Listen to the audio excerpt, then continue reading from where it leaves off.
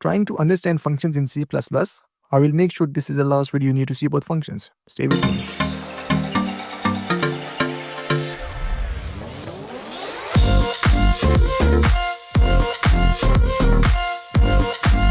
So functions in C++ or in any other language are a set of instructions that perform specific tasks. These functions are self-contained units, meaning they have their own set of instructions, and they help us avoid code repetitions. For example, in code, if there are multiple lines of code that are repeated in program, we extract those lines of code and make it a function. This helps us to reuse this code over certain areas of program. Now, in order to perform a specific task, that function may or may not require some input, and then the function may or may not perform some task. For example, there are functions that don't do anything. They are called empty functions. And then, depending on the requirement, the function may or may not return some results. In order to declare the function, we have this format. First, there's this result type, then there's function name, and then inside these parentheses, we have inputs if required by the function. We typically refer to result type as a return type, and to inputs, we refer as arguments or formal arguments. For example, if there's a function that returns an integer, the return type is written as int, and then we can name the function as anything we'd like to, and then inside these parentheses, we can provide arguments to the function. For example, in current case, we have just one argument. So we write these parentheses, and inside that parentheses, we write the function arguments. That is, in this case, is an integer with the name level. Now, functions can have as many number of arguments as we want or as needed. For example, here we have one argument, and then we can have two arguments, and then we can have three arguments, we can have four arguments, and so on. Each argument must have a data type and a name. Now, if there is a function that requires no input, then we can provide no arguments or zero arguments. That function can have these empty parentheses. Remember, parentheses are required, but they are empty. And also don't forget this semicolon at the end of the function declaration. Functions can also have any type of return data. The return type can be of any type. For example, in this case, we have this integer return type. That means that function will return something that is an integer or a result with integer data type. The function can have any data type, for example, character, double, or a float, or a floating pointer, or any data type. Any valid data type in C++ is a valid return type of a function. We can also have user-defined data types as return types. For example, in this case, I have this pointer to our user-defined data type health. Now, there are certain functions that do perform specific tasks and then don't return anything. In that case, we can have this return type as void. Void is a keyword, and it is used for functions that don't return anything. It indicates that this function does something and it does not have a result to be returned. Now, we have seen the return type, the name, and the inputs of the function. But how do we define the specific task that the function is supposed to do? To do that, we have this declaration of the function. Then we get rid of this semicolon here at the end, and then add these curly braces. This is called the body of the function. Inside this body of the function, we can have any number of instructions, valid C++ instructions that the current function is supposed to perform. For example, we can have this one instruction in this case, and then we have any number of other lines of code. Now, in order for this function to return something, this statement is required. This return is a keyword. This says that this function returns something, and in this case, integer is required. So we write this name in front of it and returning an integer because n power is an integer.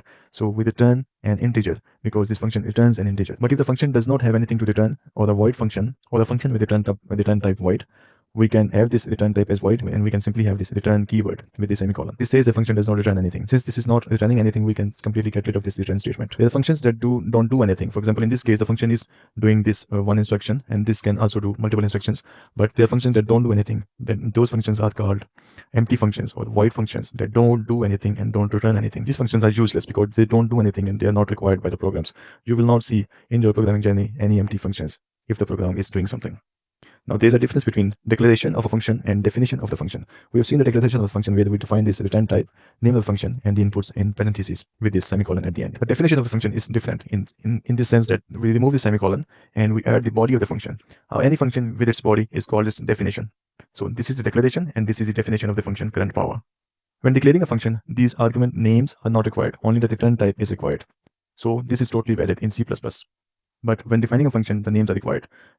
But still, in declaring the function, we name these arguments because so the code is easy to read and easy to understand by other programmers. Now we have defined this function, but how to use this function in our code? In order to do that, let's say we have this simple program where we have declared this simple function, and this is the main function. Main function is the first function that is called by the program in C++ or in any other language. Let's say in here, we want to print something, and that printing thing, we have extracted that into a function. How to call that function? We can call that function by simply giving that name in this main function. And since that function requires something as input, we provide that input as like this. So in this case, current power is called with this input copied to that function, And so 9 here is copied to level 9 here. This current level 9 is totally different from this level. So when this program is run and this line gets hit, the program transfers to this lines of code and then start executing these lines of code. And we can see that 39 is printed onto the screen because 9 is transferred to that code and 30 is added to that code, and we can get this message printed onto the screen. Now, if you want the function to don't do anything and simply return this in power thing by doing operations on the input, we can do that by telling the function that return me this thing. So in this case, we're calling the function as we did before by passing this input to the function, and this function returns something. So we need this return statement here. So we tell the function that return this to the calling function. So in this case, the function returns an integer, and we're calling this function. And since this returns something, we need to catch that returned thing or returned result. So in order to catch that, we have this simple assignment statement here. We will declare a new variable named nPower, and we save that returned result into this nPower. Now we can simply print this nPower, and we get the same results as we have seen before. So we save this result into something, and when it is returned, we save this result into something, in the calling function. We can assign the result into any variable, and it is not required to define a new variable to save the results. So we can have any number of functions in our program, and each of those functions should have a unique name in a defined scope. A scope is something that is an area. Since functions causes some overhead for the CPU, because when function is called, a new block of memory is associated with the function, and when the job of the function is done, that block is destroyed. And then again, when the function is called, a new block is created for the function, and then instructions are executed, and then block is destroyed. This is the overhead when we call a function. So it is only recommended to create functions when we want to avoid the repetition of code, or when we want to divide complex lines of code into complex program into smaller parts that are called functions. This should be it for now, and in the next video we'll look into how what are the things that we need to keep in mind when we're declaring functions, specifically when we're declaring functions with some return type.